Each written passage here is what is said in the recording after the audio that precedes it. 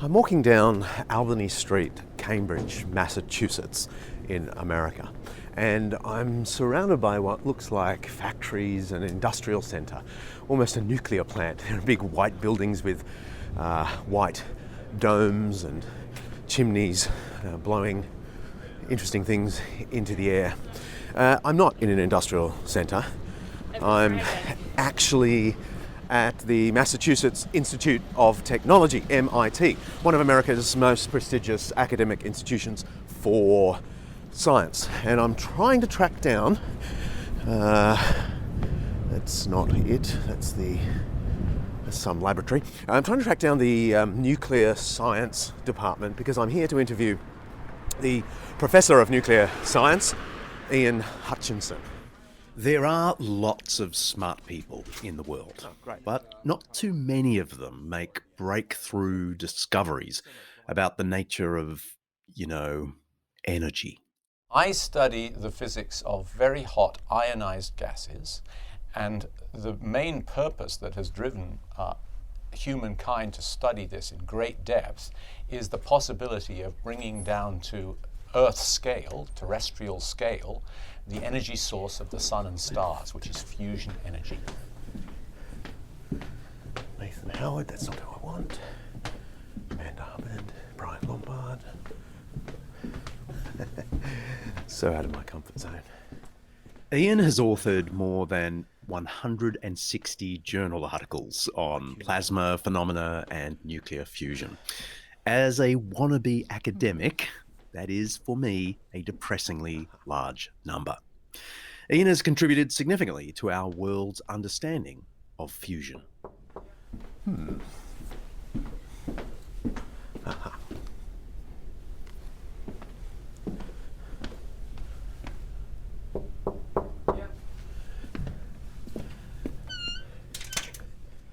Ian, I'm early and I'm happy to go away and come back, but fine. No, lovely to come meet on you. in. Yeah, So sorry my hands are so freezing, but it is -2 out there. Yeah, it's pretty Ian wrote the standard monograph on measuring plasmas. It's called Principles of Plasma Diagnostics. He literally wrote the book on plasmas, and I'm pretty sure that means something more than my plasma TV.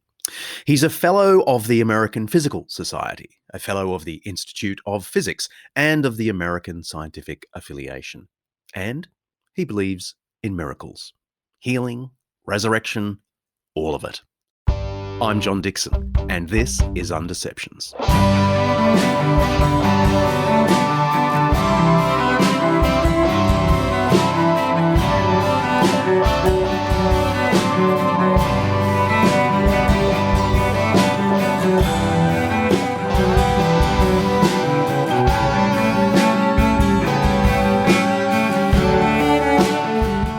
Every week we'll be exploring some aspect of life, faith, history, culture, or ethics that's either much misunderstood or mostly forgotten.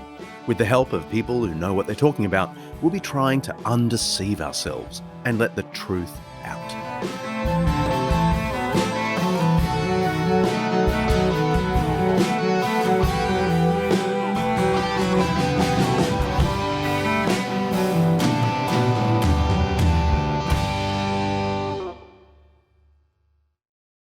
In the New York Times bestseller, The Reason for God, Tim Keller singles out science as a reason many people refuse to even start the investigation about the Bible's view of reality.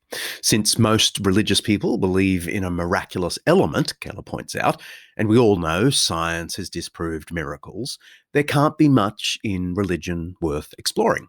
Maybe a few ethical insights here and there, but even then.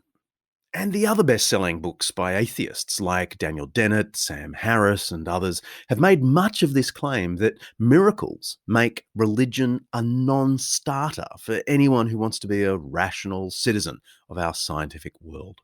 Well, Professor Ian Hutchinson reckons that's one-dimensional nonsense, and it all began with his bedside reading at Cambridge University. By your bedside, as you're studying physics and mathematics at that wonderful institution famous for mathematics and physics, is Plato, Milton, Jean-Paul Sartre and so on. These are not exactly physics, so you were quite a ponderous student then? Well, I hope not. But although I became excited about science and was determined to master it and become a scientist, I also meant to become an intellectual. I didn't give up my interest in the humanities in other academic pursuits, and philosophy and culture generally were very interesting and important to me. And so that's one of the reasons why I read more broadly. I don't want to put myself forward as sort of some grand polymath, but I just think those other aspects of human knowledge are very important. Well, once upon a time, every scientist or natural historian was well versed in the classics and history and philosophy and so on. Typically they were. People like James Clerk Maxwell, for example, had 3 years of education at Edinburgh University, mostly in philosophy and other things, as well as his science, before he actually came to Cambridge as an undergraduate. So yes, he had a terrific background. But there were other scientists who didn't. Michael Faraday, for example, had practically no formal education past age 13, but he gained his knowledge mostly from books. So those contrasts exist. It's not the case that all scientists were widely educated, but some certainly were, and the ones who had that formal education had a very broad formal education. How did you move from being an atheist at Cambridge to a serious follower of Jesus Christ? Well, I had some knowledge of Christianity and of the Bible from my high school experience, which was in a nominally Christian school. But I didn't take Christianity seriously until I went up to Cambridge, and my two closest friends, actually it turned out, were Christians themselves. And I suppose what made me take Christianity seriously was that these were the first people I'd met who had kind of an intellectual excellence and insight that was sort of really serious, and they didn't find their Christian faith to be at odds with being at Cambridge studying mathematics, physics, engineering, and so forth. So that was probably the most important influence on me. What brought me eventually to take the step of becoming a Christian was that they invited me to a series of lectures given by Michael Green, who at the time was a very well-known speaker in Great Britain, a preacher and lecturer. And much to their surprise, I said yes, and I went. I think what came across to me in those lectures as novel were two ideas. One was that the evidence for the truth of Christianity is very serious and needs to be thought about carefully. And secondly, that Christianity in the end isn't simply some intellectual assent to a set of ideas, but that it's a personal relationship with God made possible through the cross and through the death and resurrection of Jesus Christ. Personal relationship with God through the death and resurrection of Jesus Christ. It sounds like the stuff of a preacher, not the professor of nuclear science at the world's top-rated university for science. But the important thing to spot is that for all his love and reverence for science, Ian holds that scientific knowledge of the world is just one part of what it means to know the world. I do think that science has some very serious characteristics which mean that it is able to produce consensus amongst its practitioners in a way that is very often not the case in other disciplines. So in that sense, you might think of that as being, in a certain sense, better knowledge or better established knowledge. But I think that's because basically science has chosen to answer the easy questions. This may seem surprising to people who find mathematics and science generally bewildering, but there is a sense in which science has chosen to answer questions about those aspects of the world that are reproducible and that are capable of being described in very clear ways by measurement and mathematics and various other aspects. And those two things are reproducibility and clarity are characteristic of science in general. But there are lots and lots of things in our lives and in the world that are not describable in those terms, that do not possess that reproducibility or that clarity. And those are, if you like, the difficult questions as opposed to the easy questions. And I think that it's a big mistake to think that science is all the real knowledge there is. That's what I call scientism. Because these other topics, and these are topics like history and literature and language and philosophy and sociology and economics and so on, these are all extremely important topics too and need to be paid attention to. And I'm very comfortable with the idea that theology is tackling the hard questions, not the easy questions. Some would push back and say theology isn't even a subject. How would you respond? Well, I think that's just ignorance. Let me interrupt myself. I have in mind here a well-known line from Richard Dawkins' God Delusion. He wrote, "I have yet to see any good reason to suppose that theology is a subject at all." Back to Ian. Well, I think that's just ignorant. People don't understand what theology is. If they say that, they may take the view that they're not interested in it, but I think dismissing it as not a subject is simply laziness.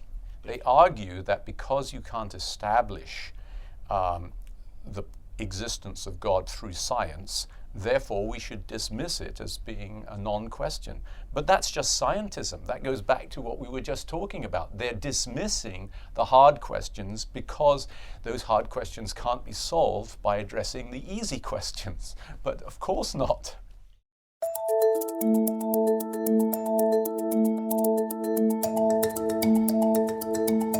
Scientism is a relatively new word in English, only a couple of hundred years. It refers to the belief, which is also relatively new, that only knowledge obtained from scientific research is valid knowledge, and that scientific methodologies can be applied to all the other disciplines like philosophy, the social sciences, history, and so on. The earliest use, by the way, of the word scientism comes from a Presbyterian publication. It goes back to 1871. Let me quote. "If, in the face of the increasingly triumphant exaltations of modern scientism, in the face of its sneering sarcasms and insolent taunts, any of the friends of Christian philosophy, morality, and religion are dismayed and despondent, let them be reassured." It was soon picked up by philosophers of science, not just Presbyterians. So, for example, in 1956, Ernst Hutton's Introduction to the Philosophy of Science writes, "This belief in the omnipotence of science is making a mockery of science. For this scientism represents the same superstitious attitude which in previous times ascribed such power to a supernatural agency." In other words, scientism is a kind of religion. Ouch. Anyway, one argument in favour of the omnipotence of a scientific outlook is the evidence that smart, educated people tend to be less religious. In 2005, the European Union's Directorate of General Research released a report that found there was a positive correlation between belief in God and leaving school early. A 2007 survey of American faculty showed that professors at the more elite institutions were more irreligious than their colleagues at community colleges. And according to a 2015 Global Gallup survey, the most religious people in society possess lower levels of education.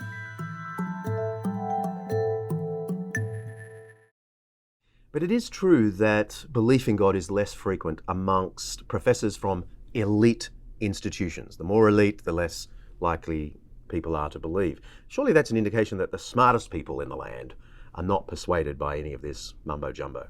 Well, of course, that's the story that the skeptics would like to tell. I think it is a true statement that religious believers, theists, are less well represented in elite institutions. But it's pure speculation that that's got to do with how smart they are. It may have more to do with where they put their priorities, that they work extremely hard with very enormous focus on their disciplines and they don't have time for other things.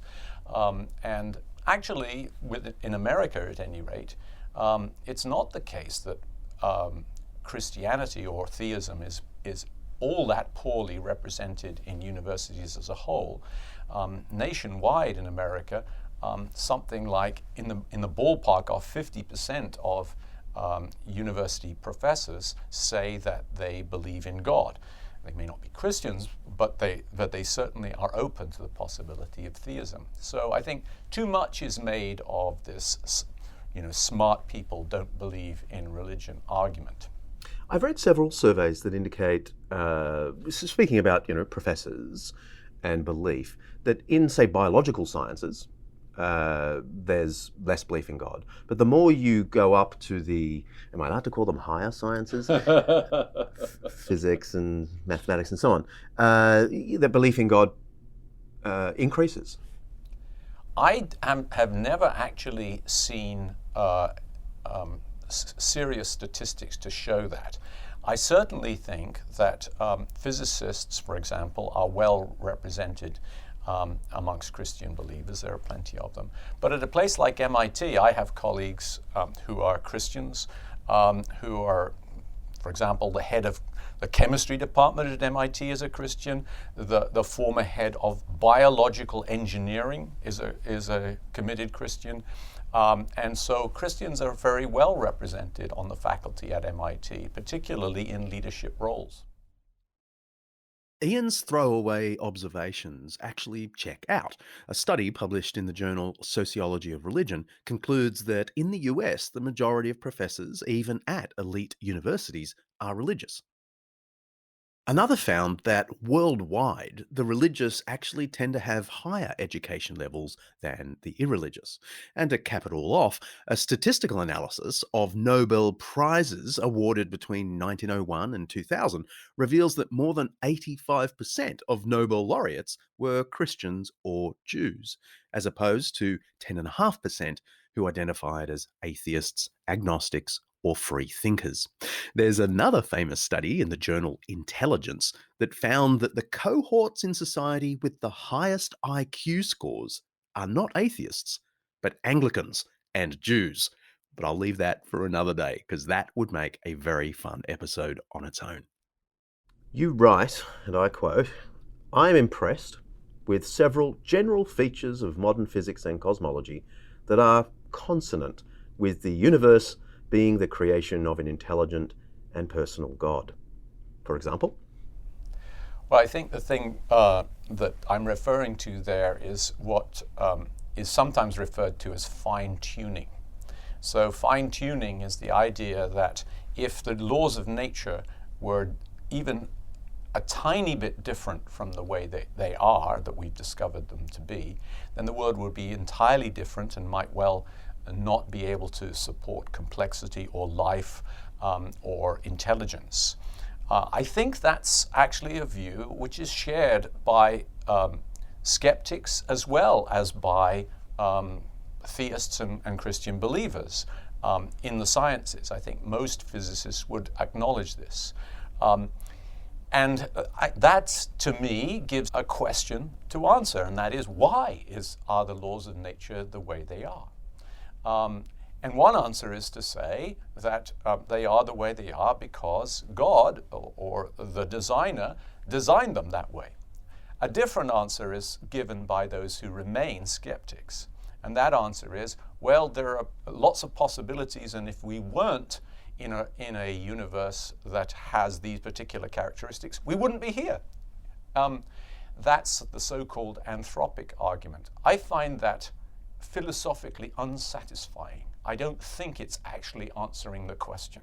I think that the example that is often given is that if you were in front of a firing squad and the countdown took place and all of the rifles went off and you stood there yet and found that you were not injured and you were still alive, there might be some question about why that was. And you would be unsatisfied with the answer that if they'd actually hit you, you wouldn't have been there to experience it.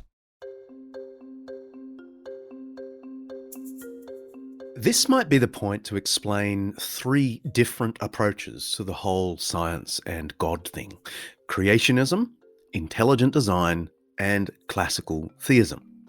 In a sense, any believer in God is a creationist. If you think there's any kind of intended creation rather than some big accident, you're a creationist in the broad sense. But here, creationism refers to those who take a concrete view of the Bible, of Genesis in particular. They believe that God created the world in 6 days about 6,000 years ago, in precisely the way that Genesis 1 describes. Intelligent design is usually distinguished from creationism in that many who adopt this approach, just called ID, tend not to think that Genesis is a concrete description of, the origin of the world. In fact, some of the proponents aren't even Christian or Jewish. Their central idea is that science has proven itself incapable of explaining certain irreducibly complex mechanisms in nature, the human eye, for example. And so those mechanisms demand that we posit some kind of intelligent input into the system. That's intelligent design. Classical theism is different again. It's not interested in any particular example of complexity or any particular mechanism that needs a designer. Classical theism stands back and looks at the whole show of nature and observes that everything operates according to rational principles, which you can talk about using elegant mathematical formulas. Rationality is built into the activity of the tiniest particle and the furthest reaches of the cosmos. Everything, not just this or that particular complex thing, everything points us to a rational mind behind nature. Ian Hutchinson is neither a creationist nor an advocate of intelligent design, but he is certainly a classical theist. But he believes in more than just the vague God who is the deep rationality behind science. He actually holds to a personal God, to miracles, and all the rest of it. We'll discover why after the break.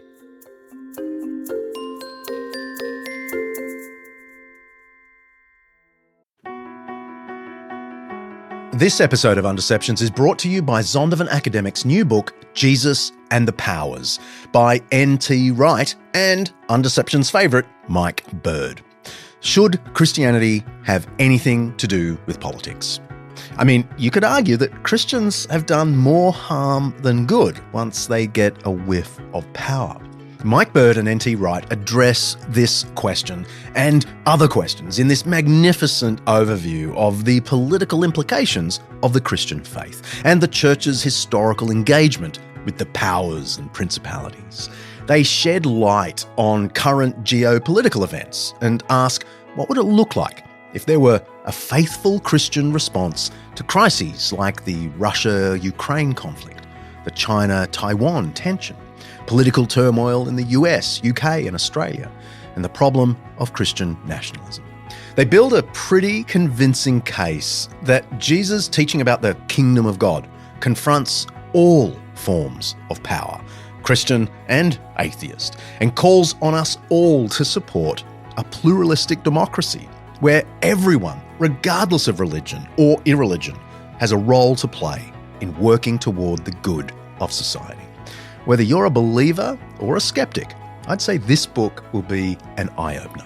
You can order Jesus and the Powers on Amazon, of course, or head to zondervanacademic.com/undeceptions to dig a little deeper and see if you really like it. That's zondervanacademic.com/undeceptions.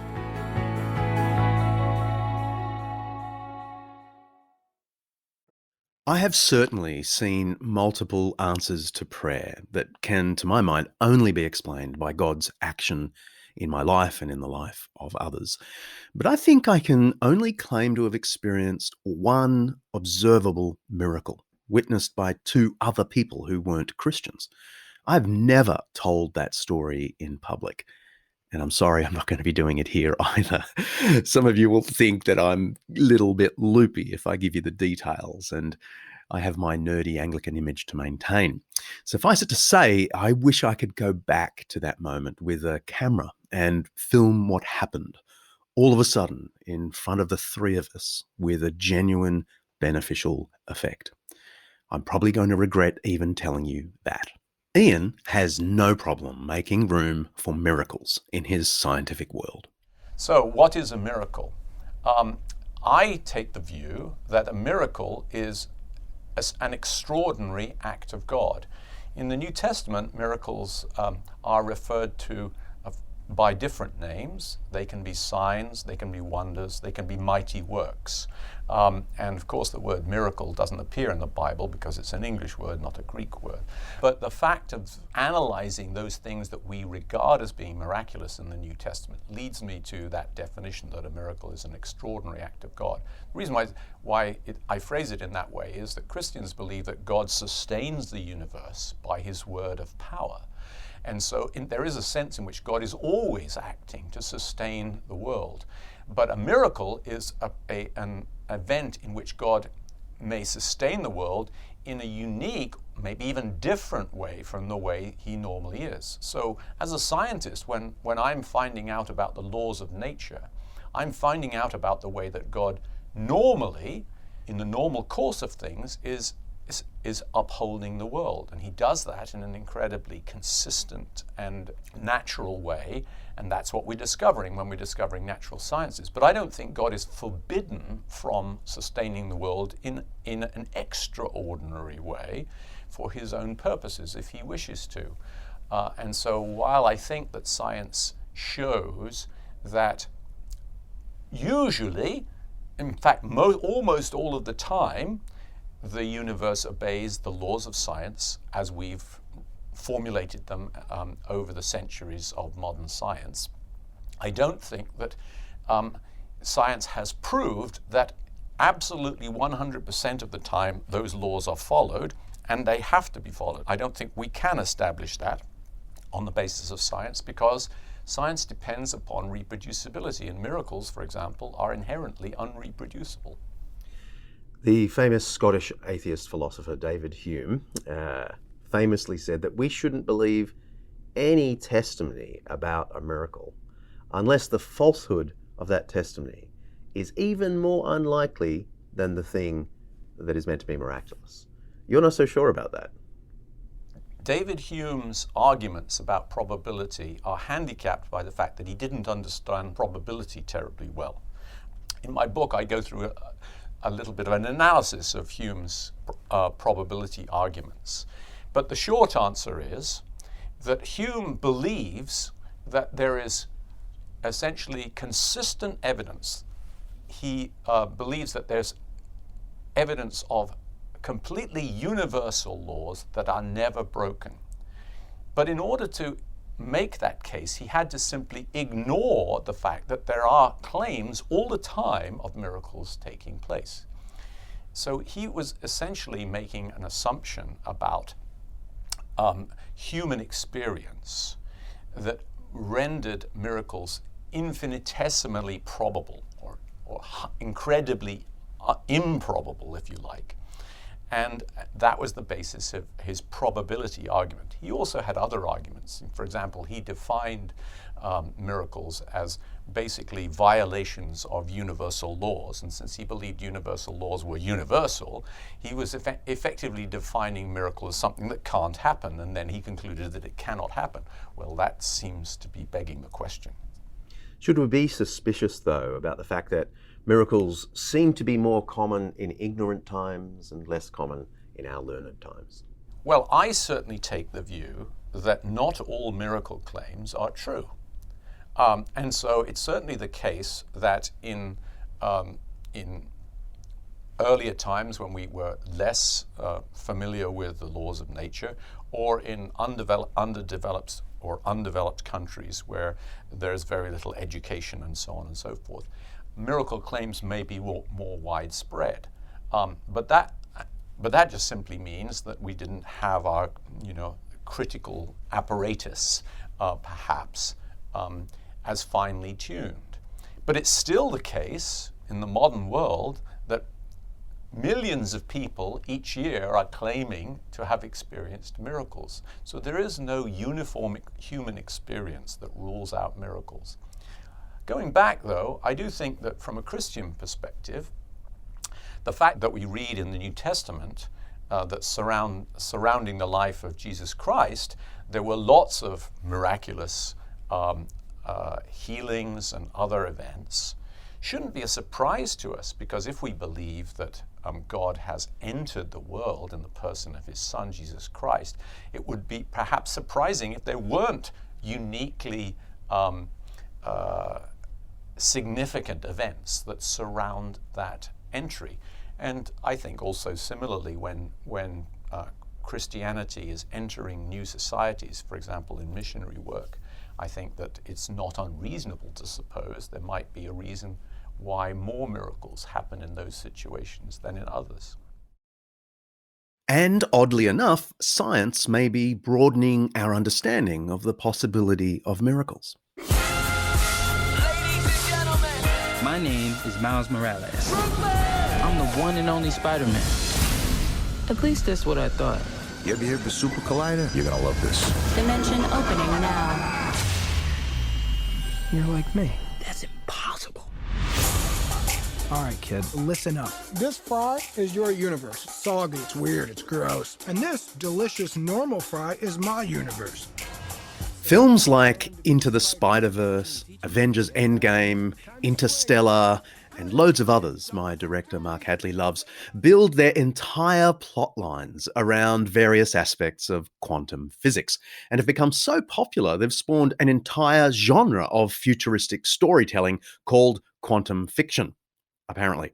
Whether science fiction is your bag or not, these blockbusters have helped to feed our imaginations about what might be possible in a scientific world, where once the world was a series of solvable equations, now we're, well, some of us, a little more open to the weird and wonderful in the world. You suggest that quantum physics opens up more space for the scientists to think about the miraculous. How so?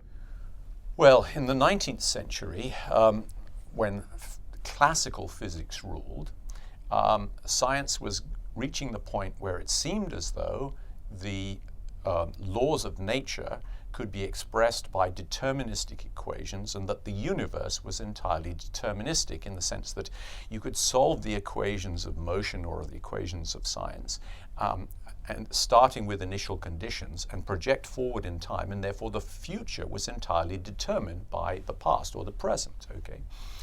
And in that deterministic view of the universe, I think there are serious questions about, first of all, how God could act in that situation, but also actually, whether there's any sense in which humans can act, because after all, aren't we just, clockwork following the laws of nature? That was the situation towards the end of the 1800s. But in the 20th century, we discovered that the universe is not in fact governed by these deterministic equations. The equations of quantum mechanics are still classical equations which you can solve, but we know now that they don't entirely describe the way the universe works. In other words, there is implicit uncertainty in the outcome of various events, sequences of events, which is often referred to as being Heisenberg's uncertainty principle, and that the universe therefore has built-in uncertainty, that it cannot be described by these classical deterministic equations. I think that is an interesting fact. It sets aside arguments that puzzle people in the 19th century. How could God act? How could there be a God acting in the world, for example, if it follows universal laws? The answer is it opens up space both for God to act, but also for us as agents ourselves to take seriously the idea of free will. I was really intrigued by something you said in your book, that the laws of nature are less like mathematical principles and more like the laws of a king. How so? And how does that help us with our thinking about miracles? First of all, when we think about the laws of nature, it's worth recognizing that historically, when people first started talking about laws of nature, sort of in the 17th century, in the scientific revolution, they had in mind those laws being rather similar to the laws of a society. the laws, if you like, in those days of a king. And I think that analogy was very important actually to the development of science, and one should bear it in mind. Of course, we regard the laws of science now somewhat differently. We tend to think of them as being abstract principles as opposed to the dictates of a lawgiver. But it's still the case, I think, if you approach this question from a theistic or a Christian viewpoint. Christians take the view that the laws of nature are, in a sense, what God decided to make of his creation. And so when we're investigating those laws, they are actually the laws of a lawgiver. Well, now, on the issue of miracles, if the laws are more like human laws, or at least somewhat like human laws, the laws of society, we know that those laws can be violated. Okay? A good king, for example, who might have the ability to lay down the law, will do so in a way which is consistent. And I think when we approach the universe, we find it is amazingly consistent. So the laws of nature are amazingly consistent. But that doesn't mean that the king doesn't have the right to do something different, or the ability very often to do something different. It's just that if he is a good king, he won't routinely do this. He will do something different from the normal course of nature. Only in extreme circumstances, when there's a very important different situation to be taken account of. And this addresses part of this understanding of miracles. But is believing in a miracle as grand as the resurrection of a crucified Galilean of an entirely different order? Is this where the scientific self and the religious self have to separate? I don't think there's a separation in intellect. I don't think that there are scientific proofs of the resurrection of Jesus. But I also don't think that there are scientific proofs of Julius Caesar being assassinated by his fellow senators in the Ides of March 44 BC. I do think there are good intellectual reasons to believe in Julius Caesar's assassination, and I think there are also very good intellectual reasons, they're mostly historical reasons, to believe in the resurrection. So I don't think there's an issue of intellect, but I think there is a difference in science. It's obviously not the way we find out about most things in history. And so we shouldn't expect necessarily there to be scientific proofs of the resurrection. They couldn't be, because we're talking about a unique historical event. But I do think there is very strong evidence, and I find that evidence quite persuasive. It's not a knockdown proof, but I think it's quite persuasive. Humans have different senses, and when we're thinking about the way we approach intellectual questions, we use lots of different types of approach to those, and the analogy is that they are like our different senses. And so science is one way of trying to understand the world, history is another way of trying to understand the world, sociology is another way of trying to understand the world. And all of those different senses are important. If we are to include questions of spirituality, Christians and other religious believers over the centuries have argued that there is a way of understanding the world which goes beyond the visible things around us and is drawn upon spiritual experience. In Christianity, the fundamentals of the faith rest on historical events, probably more so than almost any other religion. But in the end, also, Christians say that evidence is backed up by personal experience, religious experience. And certainly, while I think there are lots and lots of different reasons to believe in God, the two types of reasons that I find most persuasive are the historical evidence surrounding the person of Christ and my own personal religious experience.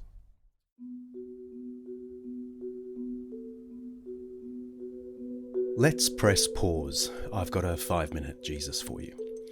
The philosophical, scientific and historical rationale for an openness to miracles, and the miracles of Jesus in particular, I think are pretty strong. I mean, if you don't believe in God, of course, no amount of evidence is going to convince you that a miracle can take place. But if, like most people in Australia and the US and around the world, you do think there's a mind behind the laws of nature, that's what the laws of nature point to, then you at least can be open to the possibility that those laws are God's laws, and he can work in and through them to do things that are surprising to us, a miracle. Curiously, virtually every historian working on the history of Jesus, regardless of faith or skepticism, agrees that Jesus did things everyone at the time thought were miracles. The evidence is overwhelming on the historical front. But there's an aspect of the Jesus story, and of the healings in particular, that is often overlooked. It's not really philosophy or history. It's to do with the meaning of the healings, according to the Gospels. And we have pretty good evidence of what Jesus' own perspective was on the miracles of Jesus.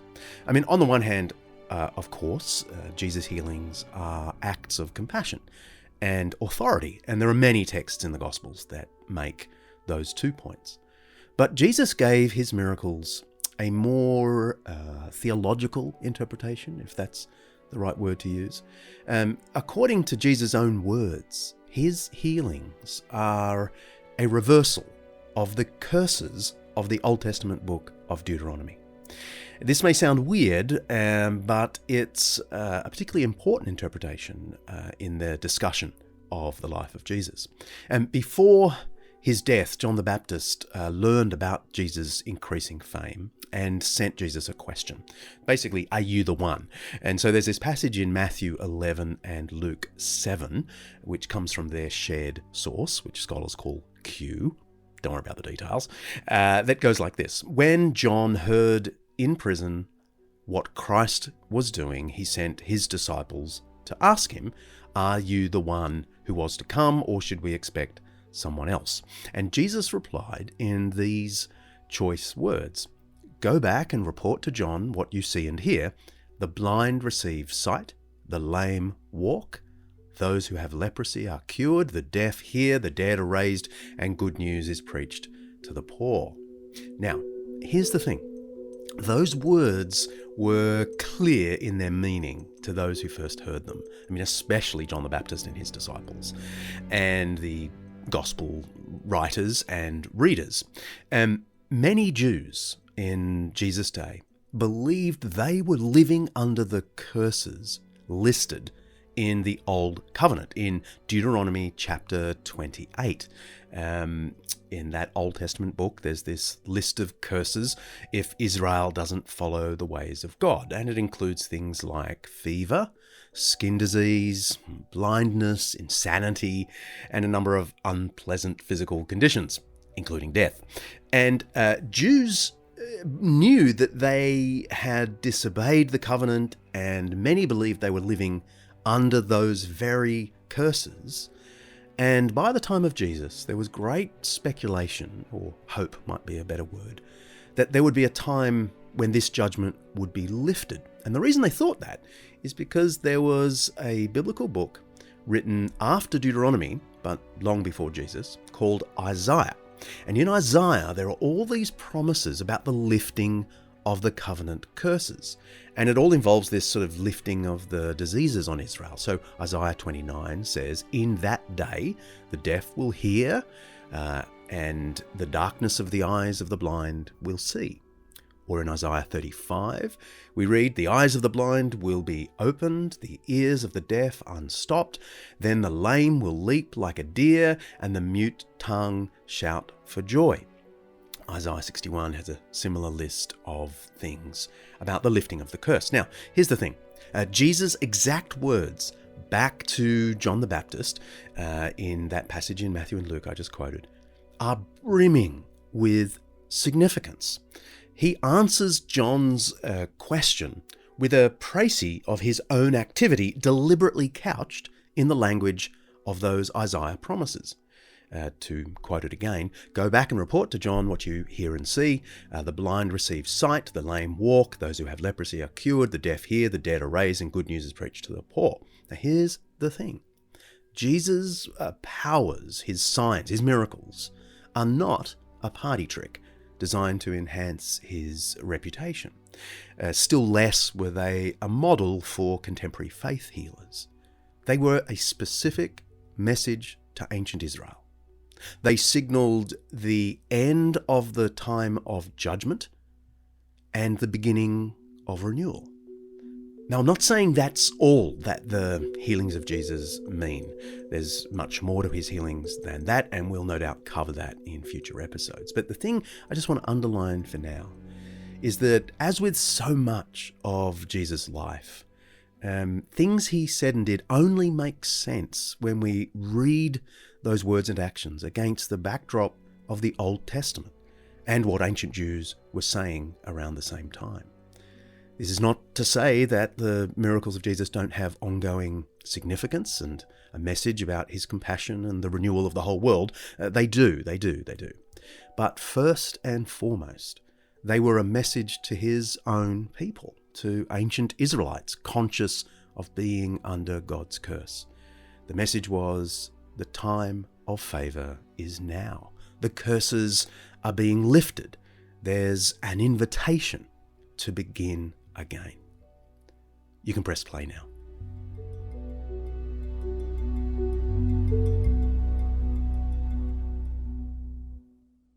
What would you say to one of my listeners who loves science, is not a Christian, and is just worried that taking little steps toward the Christian faith is going to be contrary to their love of science? Well, that's certainly not been my experience. My scientific knowledge and my commitment and growth in Christian knowledge grew up together. I haven't, over my rather long life now, experienced any kind of irreconcilable tension between those two. It's certainly the case that, in the Christian community, there are people who believe things that I find contrary to the science that I know.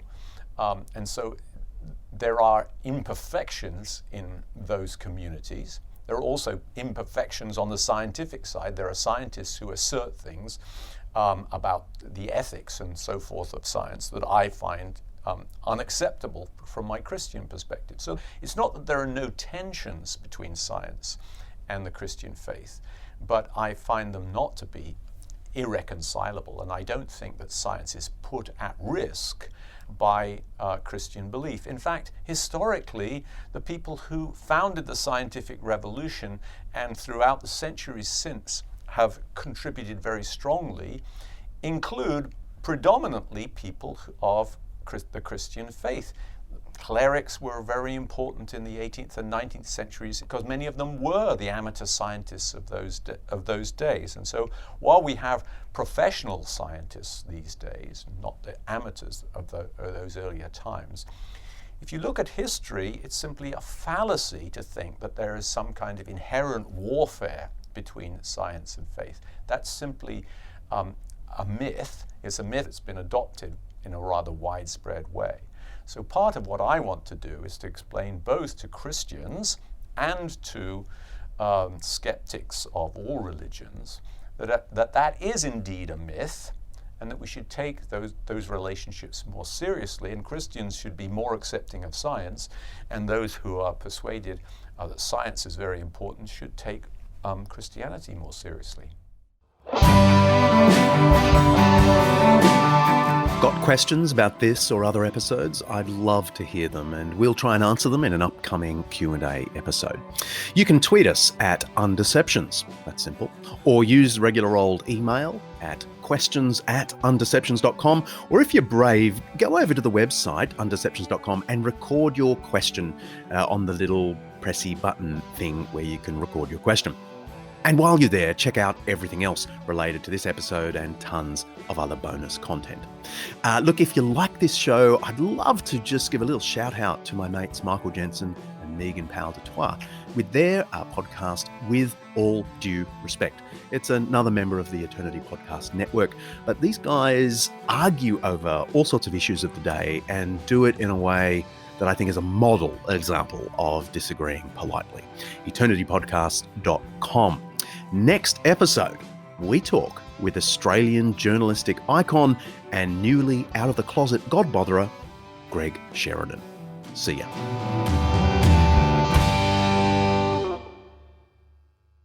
Undeceptions is hosted by me, John Dixon, produced by Kaylee Payne.